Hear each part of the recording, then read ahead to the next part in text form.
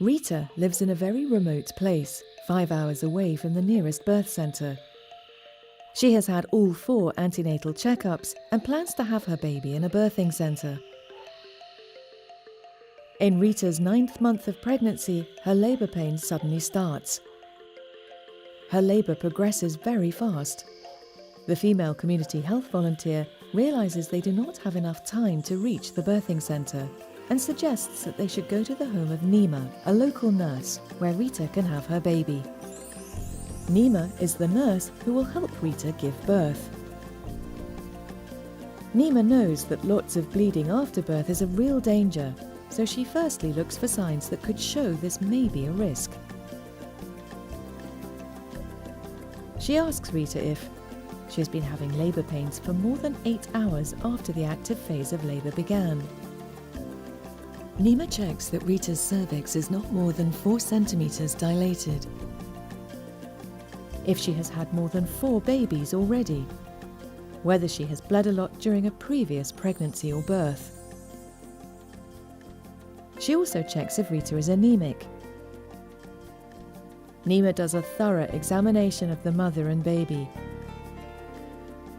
Nima checks if Rita is expecting twins or if she has fibroids. Nima lays a plastic sheet under Rita so that the baby can be delivered on a clean surface. Nima prepares to assist Rita to have a normal vaginal birth.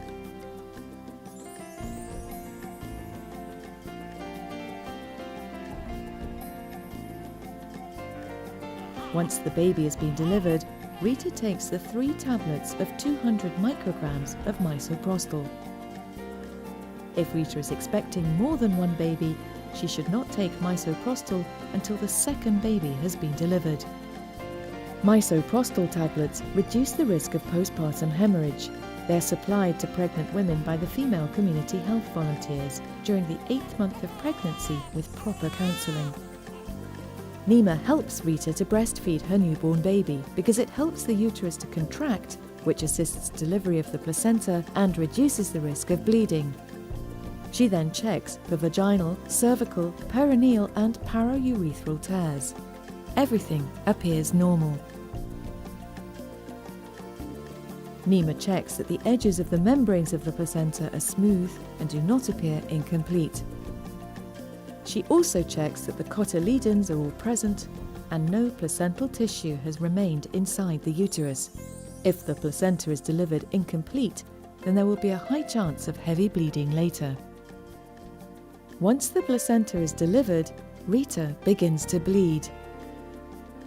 The soft cotton cloth pad that Rita was wearing is soaked with blood. Nima does an external uterine massage to try to contract the uterus and gives Rita another pad. Rita bleeds a lot more. Nima encourages Rita to pass urine, drink plenty of water, and continues the uterine massage. If 2 soft cotton cloth pads become soaked with blood within 30 minutes, it is a sign of postpartum hemorrhage, and Rita is in danger. Nima must act quickly and calls for help to refer Rita to the nearest appropriate health facility. She provides information about Rita's condition to the patient and her family. Nima repeats the external uterine compression to try to reduce the blood flow.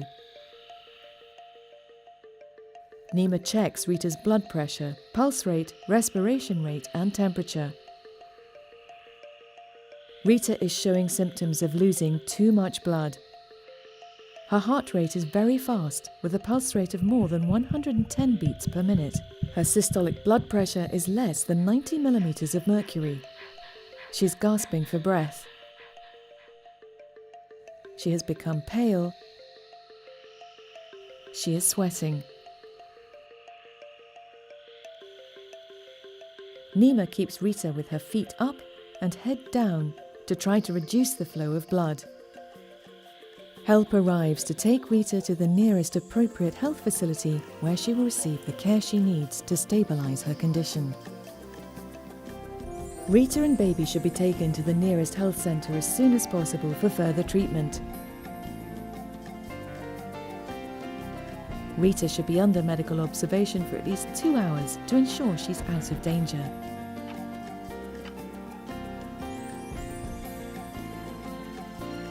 Nima has helped Rita to deliver her baby.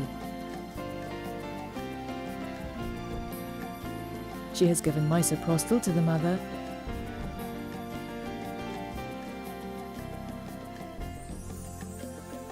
and identified heavy bleeding on time.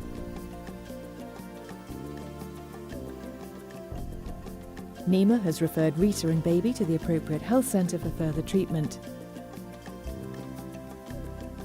She has done everything possible to manage postpartum hemorrhage and acted quickly to save her patient's life.